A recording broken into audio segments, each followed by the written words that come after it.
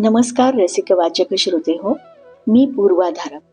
श्रुतींच्या गावात या माझ्या यूट्यूब चॅनेलवर डॉक्टर महेश केळुसकर लिखित 2 कथा त्यांच्या अनुमतीनं सादर करताना मला अतिशय आनंद होत आहे. मराठी भाषेतील नामवंत कवी आणि लेखक डॉक्टर महेश केळुसकर.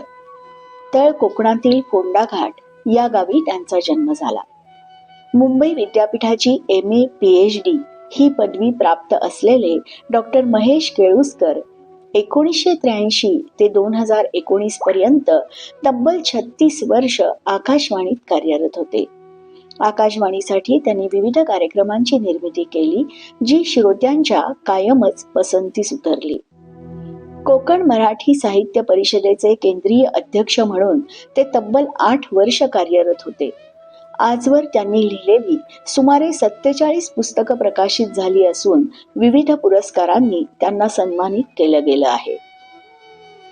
त्यांच्या क्रमशः यू कॅन ऑल्सो विन ह्या कादंबऱ्या, तर मोर, पहारा, कवडसे, कवितांच्या गावा जावे, झिंझिनाट, चंद्रद्वंश, निद्रानाश, जहरमाया आदी 13 काव्यसंग्रह प्रकाशित झालेले आहेत.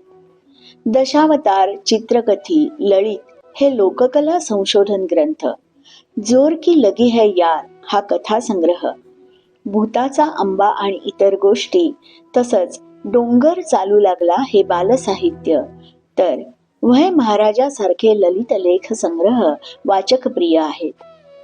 नागरिक या चित्रपटाच्या कथा पटकथा संवाद लेखनासाठी डॉक्टर केळुसकर यांना राज्य पुरस्कारासहित अनेक मानाचे पुरस्कार मिळाले आहेत.